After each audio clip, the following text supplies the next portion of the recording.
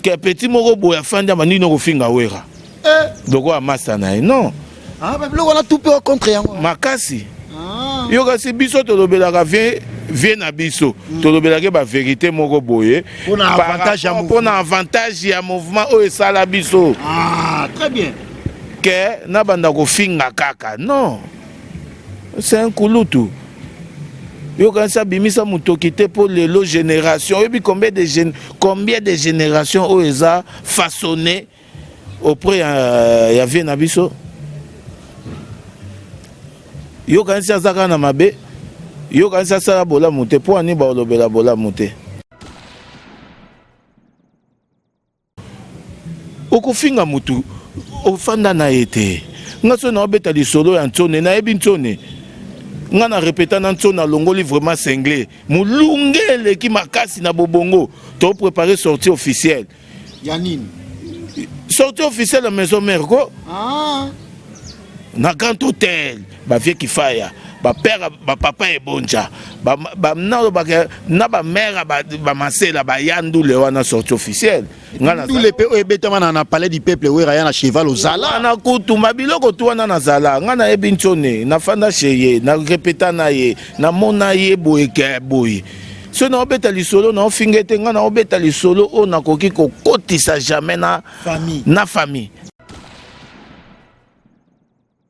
po ani to lobelaka mabe eloko oyo ezopesa kanda na ndule biso tomonaka mabe ya vie eza po anini vie azondimande bana oyo ya boti te ke vie mabe bomona de la forêt kaka wana ke vie il faut accepter que oh mwana na ngai aza danger yende na kini mikolo oui souci na biso te mais vie il faut azonga na boyebi wana ke naza na bana oyo nga na boti bazosala fierté na nga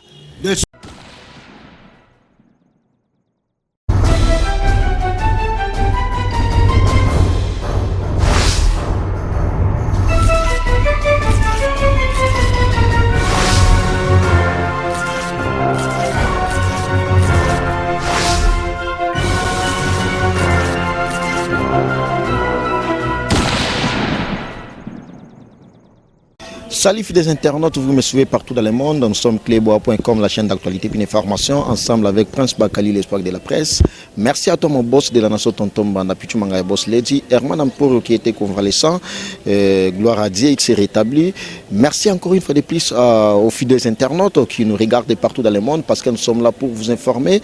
Je reçois pour vous Dadimo, la directeur de marketing et commercial du groupe Latim Ouattara l'orchestre cher à Héritier Watanabe. Avec lui, on va en parler concernant la musique et puis ses productions au niveau de l'Afrique du Sud parce qu'ils sont déjà des retours. Également parce qu'il est aussi présent, Charline Pakalingomba, directeur technique au sein du groupe Latim Ouattara l'orchestre cher à Héritier Watanabe. Merci infiniment à toi Clairbeau Boula, les mignons garçons de France, les mignons garçons de Paris. Clairbeau Boula Babyface, merci beaucoup à toi et merci infiniment à toi Dick Di Kanonzambe ya Rennes. Donc so komi Rennes moni Dick Di Kanongo maté so komay kunate ba Christian Kos de Rennes aussi également. Merci à toi MK Sainte Alice au Anjiko Imakoye, responsable et stagiaire en sciences infirmières dans l'hôpital Saint-Pierre à Bruxelles, précisément en Belgique. Merci. Et puis DGB Fret Maritime dans toutes les villes, France Kinshasa. Merci à toi, les PDG. Georges Dikouma, les patriages, merci beaucoup, DGB Fret Maritime. Comme je l'ai dit, fidèles internautes, je reçois pour vous Dadimo, là, qui je l'ai dit déjà. Bonjour DMC. Bonjour Bakali, Prince. Alors, partout dans le monde, parce que Umbaskin, il y a Umbaskin, Abenga Ingaï Beverly Umba, Prince Bakali, DMC, Aoutia Fridi, c'est des razongi déjà. Umbaskin, na yoga ekala, na pesi mbote depuis la Suède, et puis na zo pesa pe mbote na Ridi Umba. Mote ma maman Lydia, bango pe na Suède na Stockholm wana. Donc bambote na bango, na zonga déjà ngai to na Kinshasa. Mais au moins Dadimo là, bate bele ba benga nga ba Prince Bakali, to banda au monde Dadimo là na alliance. C'est juste une question de curiosité, mais Dadimo là, alliance en wala ta sous-souté. Au expliciter en bateau peut-être se poser la question par rapport à l'alliance. Félicitations à Charline Pakalingomba. Mais tout naté ici kabake nambanda dans un mois à Wabaozela aussi. Tout naté ici kabake nambanda. Nambonda. Ah ok d'accord. Dembo na soke zo côté qui a négobeta. Et Robeta nango donc dans un mois va ressentir que alliance et Ozonga ba mona. Dans ce monde global lisusu. Mais naza jeune. Naza jeune Prince Bakali soki bato bakendaka poto ba refula bango bakanga maboko te. Basala tout po bazonga suwapi poto. Donc voilà, donc nga naza na jeune, naza jeune, et ça que comme mbala liboso simba kité mbala mi balé ko simba te. Donc je me suis préparé en conséquence et bon c'est pela na bino quoi. Wani oza moi ça poto kato yaki. Moi si nanga batutu ba ebi. Nani wana? Mais ça dit à madame parce que dans un mois déjà aux officialisé to yeba même. Ba ebi bato nyoso ba otalanga ba. Mais ça ya poto hein. Il y a poto il y a Kinshasa pété, il y a Afrique pété, il y a Moyen-Orient pété. Dans l'espace. On appelle en Amérique. Merci beaucoup. Moi privé à Dadi Mola. Nous poursuivons l'entretien avec Charline Paralingomba et puis Dadi Mola qui est mon invité spécial. Mais au moins Charline Paralingomba a reçu une intervention. Alors tout ça la synthèse. Il y a la Timouata 2019 déjà Nenge Banaki orchestre et s'est comporté Nenge. Orchestre ça très bien. Orchestre ça très bien. Sauf que tout ça humain quoi. Donc moi quelques erreurs mais on va essayer un peu de réparer. Mais tout ça n'a pas bien. Yango mona kene tingana mpaka. Tout ça n'a pas nuit et jour quoi. Ça là que non, vous en a problème boy tonton de nini. Donc côté lié toi, côté lié, soit peu problème mais ande ni dépanner ngana mo lo mo boy. Sentir pas dépanner donc c'est vraiment un frère. Donc n'empaka ils allaient sous peut-être orchestré. Ils allaient vraiment famille. Depuis ala na wenge. Depuis nazala na wenge tonga na ye wenge mpaka ki Angola. Vous comprenez, pas qu'à Angola, mais on se connaissait. Na Timouata, tozongizo kawoka kombote na benga ke dio magique. Ah, yo benga ke bongo. Voilà, donc les asiko ok. Et pour beaucoup ma pire fois comprendre en mutu. Yé pe poto comme ma pire fois comprendre en moula. A comprendre en moula garçon mongo conflictualité. Garçon mongo bon, garçon mongo tonga raté, garçon mongo bouiba. Ngabe na tali na alobaka trop mais tant alobaka est-ce que ça a raison toi là-bas ça a tort est-ce que asa muto abumaka batu est-ce que asa muto yo azalaka jaloux na batu tant on a moni ba facteur tout na billet na ba facteur wana zate pendant 15 jours mon mpaka bovanda otonga bovanda boazo bomayo bovanda boazo tanga komba mutu na ndinga mabe yes qu'il s'agit de dire il dit directement et puis et sili wana. Merci beaucoup. Vous allez nous bongo que vous allez hypocrite à lobby à bomi et na suka wala Sabino koseka kanda mine sali semblant gentillesse ce que ba toi bongo ata na orchestre to lingi bangote. Par rapport à département nayo il y a marketing yo ndoza ozo chapeauter yango mais au moins moi ba reproche ça la moi beaucoup plus d'adimo là au début azalaki opérationnel plus dynamique mais au finish c'est comme si au moins l'embisasu na département nayo ozo la un peu moins visibilité moins trop et puis ko pesa feeling wana ya département nayo et ça souné ezalaki te. Merci pour la reproche. Si il faut na ça neti nini pour que makambo ngo ezonga ndenge ezalaka. On a même à l'occurrence sa polémique orchestre Outa directeur marketing oza confrère na aussi collègue na yo Dr Pichu Muzungo mona mage no aso se déplacer même na ba porte-parole mususu azo tambola na bango zo sentir mage non na ba chaîne même ya kin azo zala pe si nga peso tali bien nazala na petit na Brice nazala na sap so ko tali o mona ke na moi di kokolo nanga to kota kapa bon to ko le kana moi il donc on a muké kasi préciser car voilà on parle lingomba na car donc voilà jusque là bana mi balé hein na Jack Love ah te na bi ba chef bureau ah te na bureau ka biso mi balé pas biso mi balé na nisus mais au moins ça fait c'est un honneur c'est vraiment un honneur d'avoir des guerriers comme ça donc voilà au monde a keno na zui bamba na mai na tiki o peut-être antenne a on a tiki na numérique ngana ke kana na zui bango on a tiki na numérique on a tiki na NTN ngana leki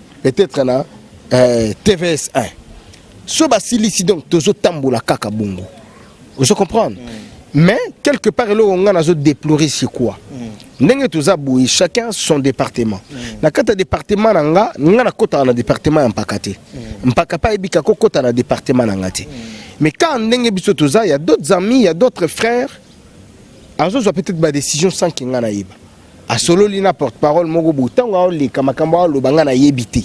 Juste on a posé question moi curiosité on a au juste bino boza combien boza combien effectif au batulo so ba vandi ba hotel ba bi oza porte-parole à la timwata ko leka lo bana comme à la timwata parce que à l'époque to yeba kiyo dadimo lana Francis Dibaya na sap aussi était la partie mais lelo oyo c'est comme si confusion mo boy koti tozo yebate nanya zanani na département wala non netinga officiellement officiellement na yebi sap il est déjà tous à naïe malgré ça un peu négligent na yebi Brice abanda ko depuis kala depuis tous à la place des nobles wa bana lo bela mamna no sa accord na bino voilà donc quand oyo sikoyo to solo lina goga a permis et namoni que les petits à la volonté Brice et puis à lingi pe orchestre na motema moko alors ça merdait des fois bon PCP là à quelle équipe émission puis il parle bien ma directive OP ça c'est bon mais les autres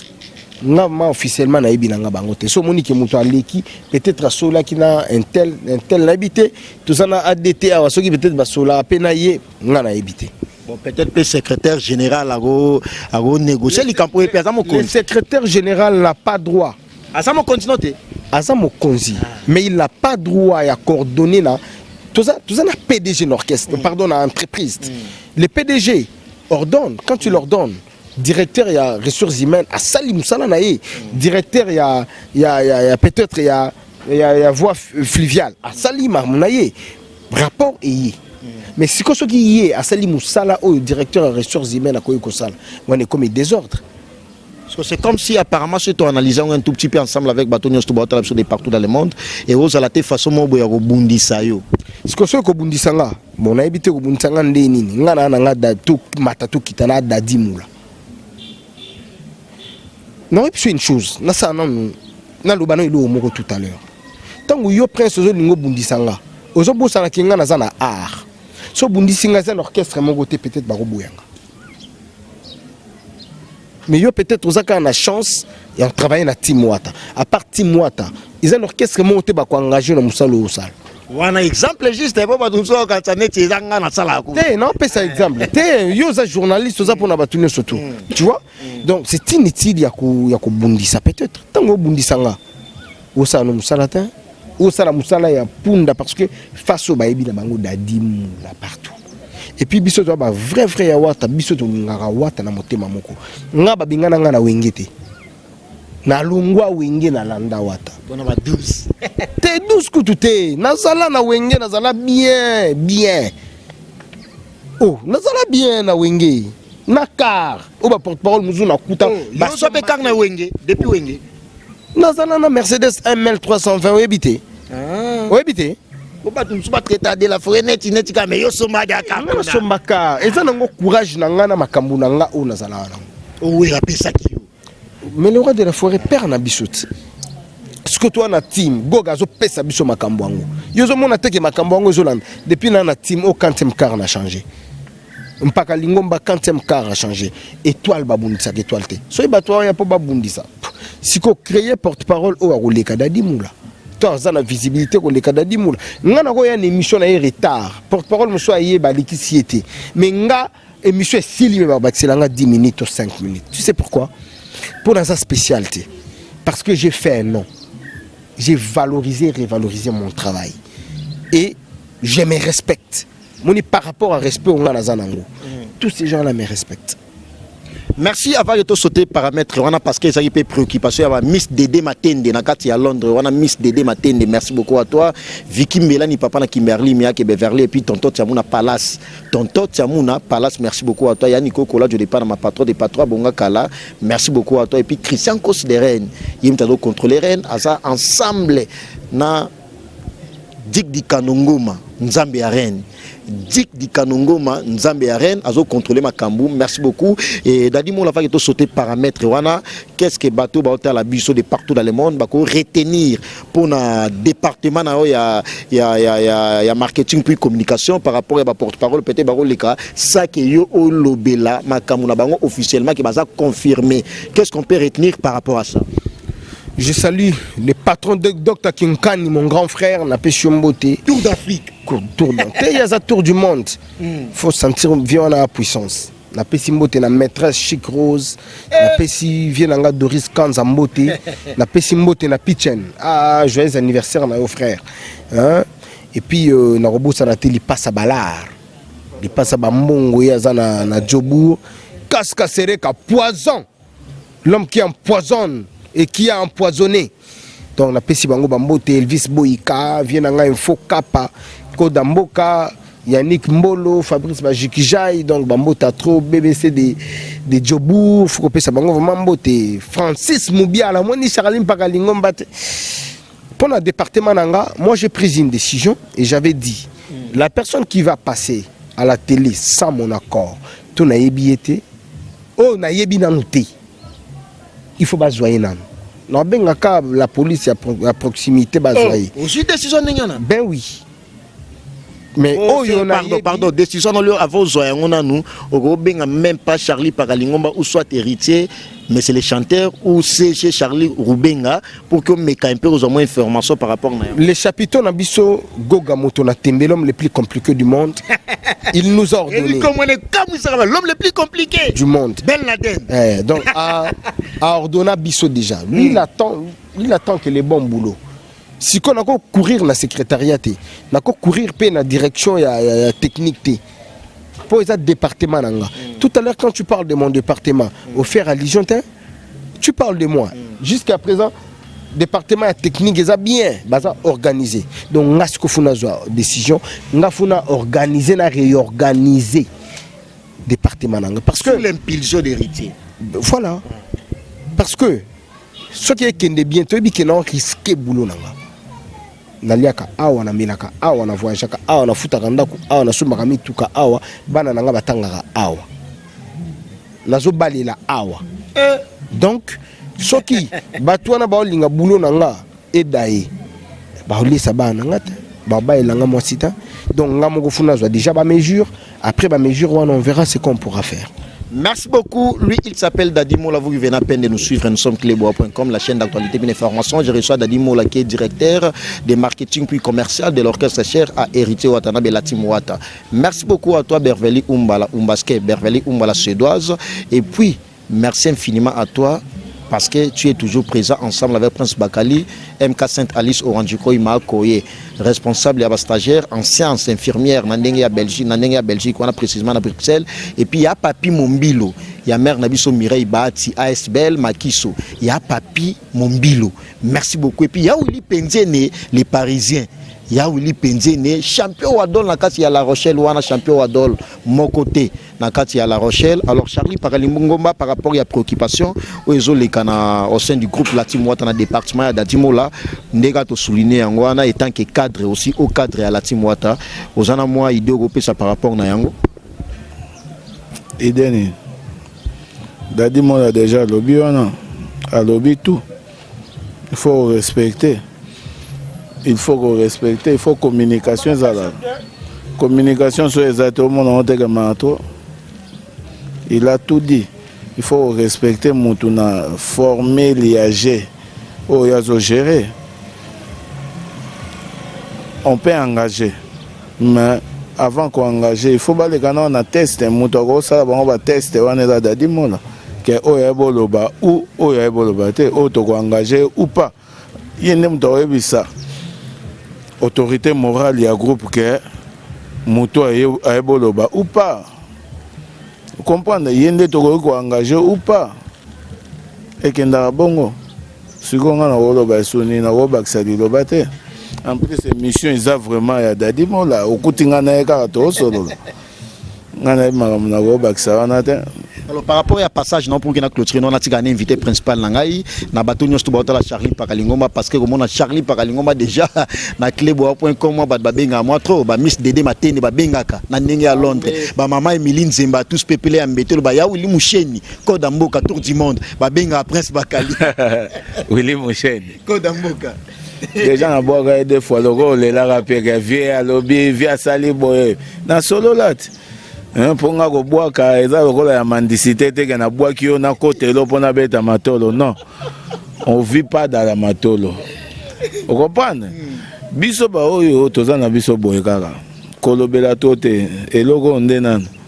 Et puis eloko pe otina loboko eza trop cher na mona oza. Pasi wala salama ki songi bagi na nous te montre wana na mona ngo dégâts. Et balani na basket. Montre oyo na vitesse nango eza ba 2000. Te nako so naza nango ndeti boye na ba 4 6 10 8 montre. Eza okwa na kozwa ndako moko na ngeringeri. Le pango. Yo kazinga na ko lataka montre na lati na ngaka montre et écouter nango te keza nango ta $1000 te za 2000 te na lati. C'est ça fallait le pango na ngiringi. Te ba montre o na za nango na palin so na bimisi ngo ko payer lo mona ngoto. En tout cas c'est pour na clôturer na yo. Bambo tebele na lipasa bambongo lipasa bambongo moko kaka za na South Africa on a découvert ofana na immeuble les plus longs na 100 tonnes.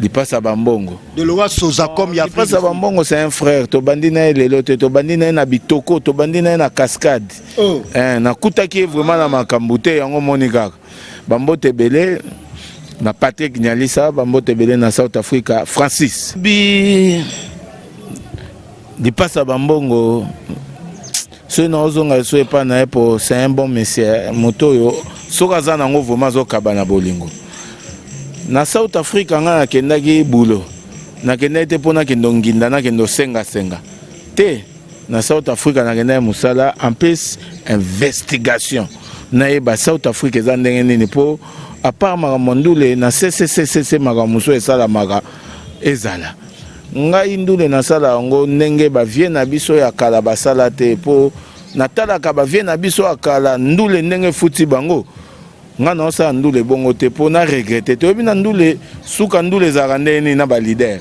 aza faux asololi faux aza faux moto aza ingrat omona monde ya ndule tellement tozalaka engagé te par fiche ou par CV. Vous comprenez? Ndule kendaka bien te par rapport à ça. Et on a ndule biso to kende ndenge batutu ba kendaka te. S'il te plaît, na meka okotaka na moi parenthèse mo. Que mon niveau na biso monib. Nga na ebi monib. Défait monib. Nga na ebi défait monib. Prêtre. Vous comprenez? Vena biso Ibrahim na mamumbele aza le seul unique o abanda ko organiser bandu les obeta na ba terrasse minene tango ina maison mère makambu ndenga servir maison mère na lifutane na maison mère batu bamonika mabe batalaka bola muté batalaka te tango mutazo mataba pe pozo sala ba avantage wana banani bamoni mabe public to batalaka kaka ndenge kendaka oyebi mutu azalaka kaka na mabe te mutu azalaka mpe na bolamu na ye kaka yango na omeko benda mwa matoi soki bayeli yo micro oza moto oyo vaincre te oza mpe moto oza enceinte te ofandi mpe na milie te mpo bato ebele bakomoloba na bamikro na bino baza bato ya lelo omona mpa komofinga mokolo ke peti moko boye afandi ama nini okofinga wera loko amasa na ye non biloko wana tout pe contre yango makasi yo kasi biso tolobelaka vie na biso tolobelaki bavérité moko boye mpona avantage ya mouvement oyo esala biso très bien ke na banda kofinga kaka non c'est un kulutu yo kanisa bimisa motoki te mpo lelo génération oyebi combien de générations oyo eza façonné auprès ya vie na biso yo kanisa azaka na mabe yo kanisa asala bolamu te mpo ani baolobela bolamu te mpo ani tolobelaka mabe eloko oyo ezopesa kanda na ndule biso tomonaka mabe ya vie eza mpo anini vie azondima nde bana oyo ye aboti te ke vie mabe bomona de la forêt kaka wana ke vie il faut accepter ke mwana na ngai aza danger ye nde na kini mikolo oui souci na biso te mais vie il faut azonga na boyebi wana ke naza na bana oyo nga na boti bazosala fierté na nga de soki asali yango pour la meilleure compréhension ya maître novice Biongo papa Nanouchka maître novice Biongo papa Nanouchka na France bino pe bozala moi ba langage ko changer vis-à-vis à vie langage est changé ou pas vieux il faut ayeba ke bana o ba régner na Congo mobimba eza bana o ya boti jamais ko ke no pesa ka liboko moko boy jamais to ko tinda pe ba petit moko baleka po ba petit ba oleka na bekran mutatinda bango azate comprendre ko banda na petit yo petit moko bona oki na dali na South Africa yekuta na ngo problème te po azanyama azongi na kacha zamba po banyama nde bafandaka na kati ya zamba ye eza nango normal kutu eza nango mnda kutu chose moko normal po atati azalaka na mboka na mboka c'est-à-dire la timwata oui na VIP na VIP nde la timwata na pesaka epe chance te ke lobaki no azongi na zamba bo azongi na zamba mais oui aza nyama vivaka wapi yo zo benge nani kombo na ye nyama ko ya ekasi bo azongi na zamba ndenge mais kasi azongi na zamba tango yo moko ozokaka zamba nyama fandaka na zamba moto azongi ne na zamba est-ce que eza problème zamba ne de la forêt ngubu azongi na kati ya zamba ozomema na concept po wera komoni de la forêt. Mais papa, biso tout uta na zamba. Tant to monika tokoki kokola kaka na maturité ya zamba te. Yango to bima na makamususu. Tant siko muto azongi ne na zamba, po zambe ko kufa pete. Zamba tabokati banzete ko dimine, zambe kondi me batu bandole kaka kaka zamba wana malgré sala nini mezaka zamba. Vous comprenez? Ba petit bazo finga au moins temps bayaka ata na mboka na VIP mutabenga bango azate nga na pesa ba petit wana tout chance ce sont des flatteurs pour nga déjà ata nazaka na la poule na flattaka ete jamais na ko tika la ko flatter et pas na ngai on a ko lobeza ba vérité on a ko yebise ke boyete ke boy to sala boy place oyo na omona ka koki kokoma faible nga na ko yaka te na tchepwa mais na yabo na bando flatter kana leka na TVT nga pe babenga ngai ke paka tala fille moko boye o nzoto mike boye aza lokola belaka na ye wana nani wana aza chroniqueuse mwana ne pa banda oyembe pa na biso boye manike wala kuko meka te osala l'émission émission ni osalanga ye de asenganga nga de na osenga asenganga kudu na canal ya Cynthia bana bakapashi asala même émission te moi le chocho bimi na okabela kutu ete na kabeli nde Cynthia mais Cynthia longoli ndambo na kabela ki apesi nga za ba niveau répondre bango te toza na Kinshasa on est na niveau lobela bango vérité toza na Kinshasa to yebi ba fini to sala ka vie o nga na sala ka tam fille wana soki tantine pe soki maman lobi ata bandi ko finga nga lokola ndenge ni na répondre te muto olia na pasi nga na obwaka biloko epa na nga bona oya na tongo akongoli tu o na liaki take nango lisusu na lambi lisusu elali en tout cas Charlie Paralingo mama olobeza mo ebele pa na ye eza ke mwana ko kata libuja fufu akomboli pala na yamani ke siko muta bongo yo zolo bangana me kolanda en tout cas c'est fort maître no toza awa na Kinshasa tala vinga na osala tala vie azosala azofinga wana eza nango yete eza $200 moko le muso balakaki oto aza na besoin moko boye bakabela ye omona pe batindi ete omona pe azoflatte mais tomba otalaka azalaka na musicien kingani omona ba riposter bakomo takel sous musicien wana ale musicien komo lela to changer ça veut dire tozwa ba leader te on dirait batu moko boye baza pamba ça veut dire to me ko changer to kola ndenge nzoto ezolakisa mutu pe kola bongo. Merci Charlie Paralingo mana clôture. To beta CT. Biso ba oyo to lingite salité etambola kaka aux alentours. Tozoluka to changer.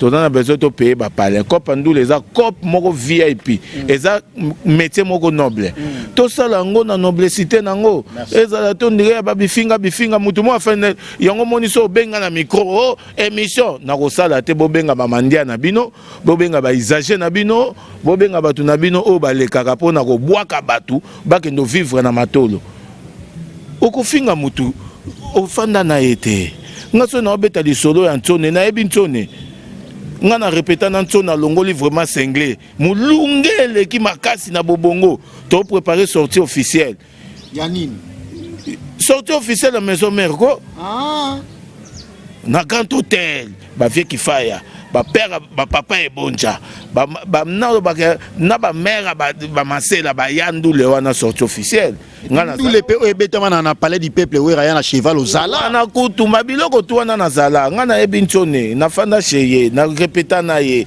na mona ye boyeke boy so na obeta lisolo na ofingete ngana obeta lisolo o na koki ko kotisa jamais na famille na koki ko kotisa jamais na mère azala motema mabe te ba mama baza kaka ba mama photo yeba comprendre.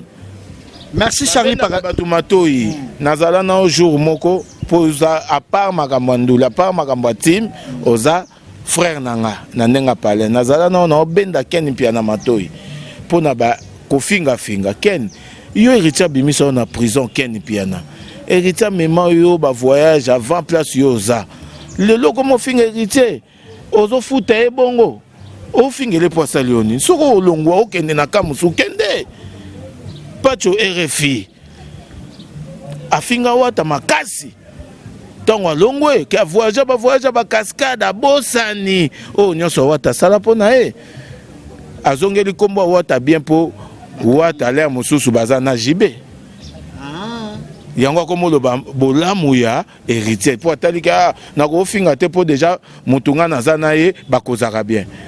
Est-ce qu'il faut qu'on continue à vivre? Quel courage! Oh, yo rozwa, oh yo suki sata JB, oh suki sata wera, finga yeta wera, oh kota na mer. Une dernière question par rapport à pas tu pour la clôturer parce que Dadi Mola déjà tout mochité, Francis Wala ça un signal invité dans la langue patiemment mais au moins pas tu refiner ba kangi wana na moni ba tebele ba benga ingape ba mettre novice biongo papa na nushka babi ba mo le la wata abimisaye est-ce que wata ba sala kaka po na koya ko chapwa na bankambo ba tu ba sala ya mabe oza c'est vraiment problème est pas héritier, il est bon. So il motoye auprès na problème. Il y a zo bimisate boye ko sengande contribution que mutu mo na problème to longo la boloko. To longo la ke mutu mo na koma ezo senga budget pour mutu ana bika.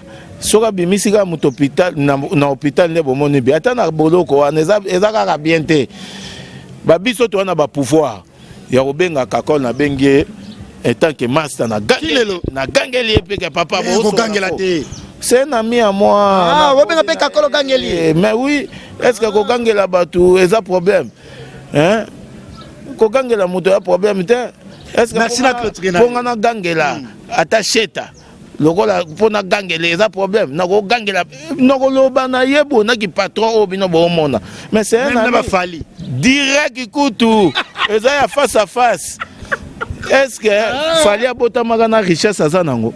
Est-ce que tu es baga que fallait comme en allar? Est-ce que tout temps tu as na bandade ou na tu es baga que biso tout aux aïgan espoir tozo tanga banchik tozo lukandule tu es bi que lobby to bonga mais mutu na mutu a bonga na tanae ngana complexité so ezagi que na zala na bato na tunde na zala na bandina wata lelo te na bandina wata na premier voyage à la kelele Masalanga papi kande kazawa mutu alexanga chez wata papi kande oui que oh mais petit no wata fanda kawati kala wana ba oti voyage à la kelele mo 4 le 25 décembre moko boye si je me trompe pas so y avait 2000 et quelques boye à laquelle nini à la kelele ba 2002 masande mutu amemanga pona zala na exil kuna wata longolanga pe loko malgré bimisa mbongo ebele po ba payer palais Alexanga Kutama sano pongo mutoke na mbongo na ginko ibake pe pale.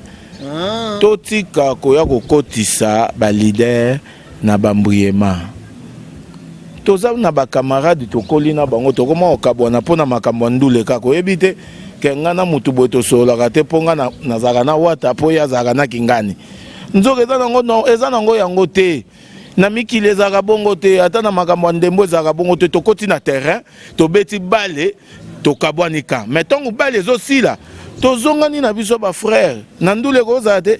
Merci Charlie Paralingomba, franchement à l'objet le roman est très très profond. Na ba site na bino na ba micro na bino bozo tambusa botala rapé nani o boko ko poser ba question. Très bien. Bino nde batu boko mi ko bakisa vraiment bêtise na makambu oyo na be biso Cléboa mamane ça la raté. C'est la exception te Cléboa Prince Bakali mamane ça la raté pas na ye. Alors on a clôturé na Charlie non biso te.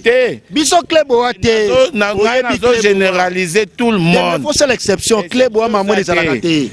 Oyambi mutu moko bwa uti na bikwanga bakwanga ayebi ndule te asala ndule te aza na venir ndule te aye kaka kobanda komanke kofinga ntango azofinga wana héritier atindi ye te ntango baokange lokola afingi mutu moko boye le mosusu bayokanaka na héritier te ayeli ekomi wata ntango wata mpa otya opwa ekomi ntango olongwa oyo te babandaka kotindanga.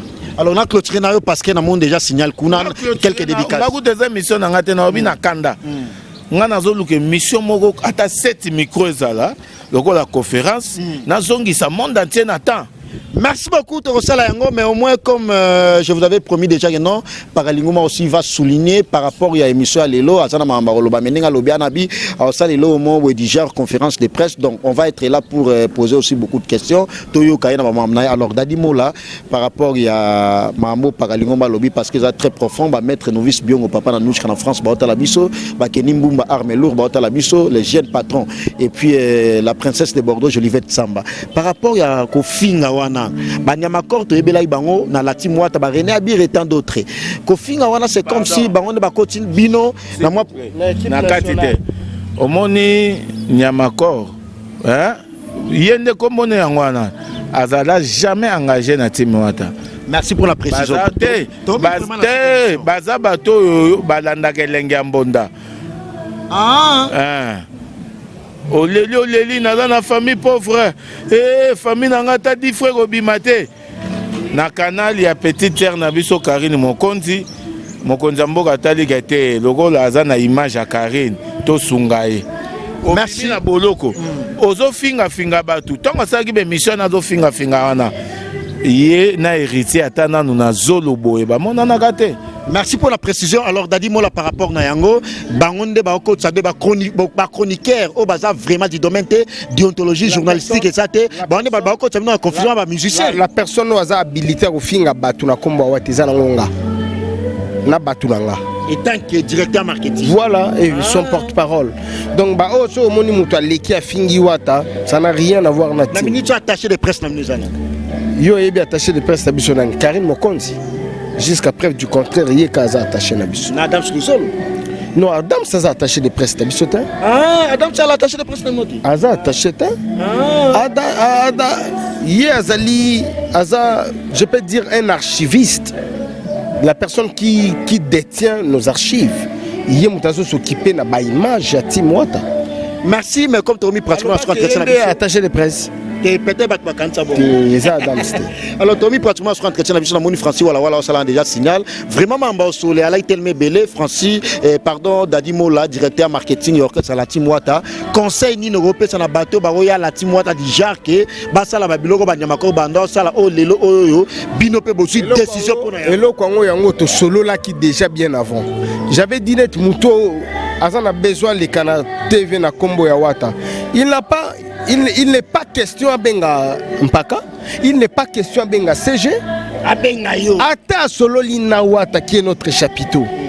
Wata va voir Dadi. Donc c'est à moi maintenant de lui orienter. Nga mo na finga ate. Yo ketinga na mo finga te. To na kinta na relation te.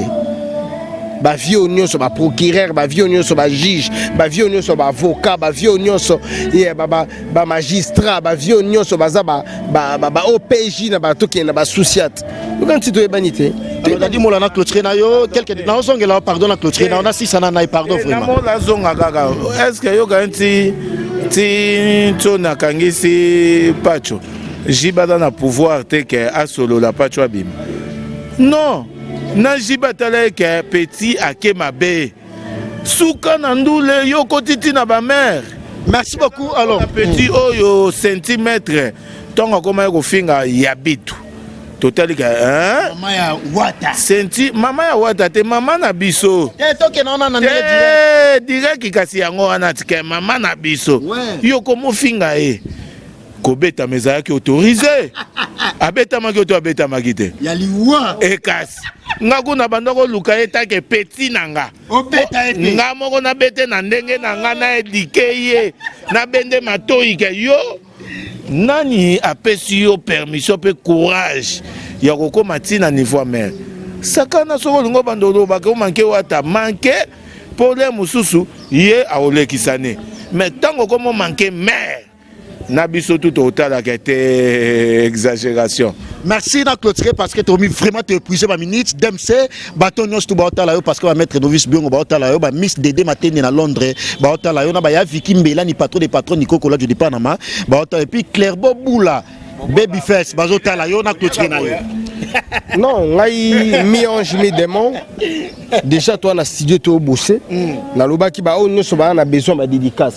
Mi-ange mi-démon babenga kitoko makasi tango yango ezala teke boko motinda balar na bino album ekomi na suka après bo ba to yokanite moment yango yo tindilar na yo ba planifier yo kitoko Guilé Kapongo le sénateur. Bicho le sénateur Guilé Kapongo l'homme qui a 4 immeubles en Afrique du Sud deux fois Guilé Kapongo na pesi bambota trop donc voilà quoi mi-ange mi-démon yango yo et la semaine prochaine go gazoya total ndengeni to répondre na activité tout donc li passe à balar na Djobour Bambo Théâtre Casca Sereka Poison mon boss Elvis Boyika Vienanga Info Kappa na Pichombote Yannick Mbolo Fabrice Bajikijai Fabrice Tanzambi je te salue depuis l'Europe mon frérot Yo Yebi Eric Pira penalty valable na Robo Sanate Allegri ya Makaya na Pichombote Allegri ya Makaya Bambo Théâtre Sika Yozali élégant Moukoko, je te salue Carmel Moukoko,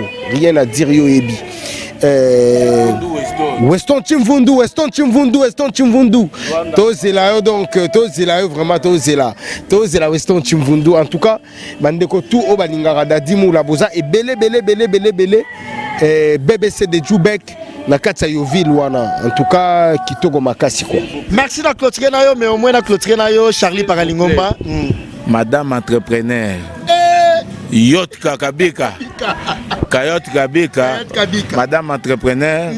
Moutazo engagé jeunesse. En plus, na fondation Kayot Kabika. Plus biso tout aux engagés. Plus tout ça la moussala. Nzambaza na maman. Naebi ke marambo bien za liboso. Malgré bagomo jalousenga déjà. Pour nous sombela nga car. Merci beaucoup et au restaurant chez Maman Angèle, merci à toi, grand frère propre, Alfred, restaurant chez Maman Angèle, merci beaucoup, spécialité, Soson, Tabangoulou et puis Pondou à la congolaise. Restaurant chez Maman Angèle, merci à toi, grand frère Alfred. Et puis, il y a Papi Mombilo. Merci beaucoup à toi, Vicky Mélanie, papa na Kimberly, Mia Beverly. Et puis, tonton Tsamouna Palace, merci beaucoup à toi, MK Sainte-Alice, Oranjikoy, DGB Fret Maritime. DGB Fret Maritime dans toutes les villes, France, Kinshasa.